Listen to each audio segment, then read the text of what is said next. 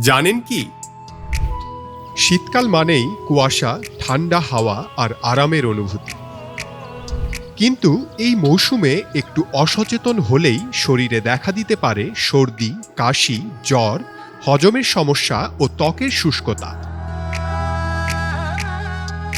তাই আজ জানব শীতকালীন মৌসুমে সুস্থ থাকার কিছু সহজ কিন্তু কার্যকর টিপস।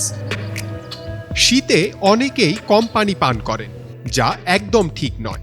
দিনে অন্তত 6 থেকে 8 গ্লাস হালকা গরম পানি পান করলে শরীর ডিহাইড্রেশন থেকে বাঁচে এবং হজম শক্তি ভালো থাকে।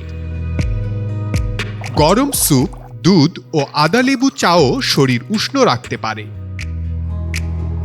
এই সময় কমলা, মাল্টা, লেবু, আপেল ও খেজুরের মতো ফল খেলে শরীর পায় পর্যাপ্ত ভিটামিন সি, যা রোগ প্রতিরোধ ক্ষমতা বাড়ায়। পাশাপাশি গাজর, পালং শাক, ফুলকপি ও বাঁধাকপির মতো শীতকালীন সবজি শরীরকে প্রাকৃতিক শক্তি যোগায়।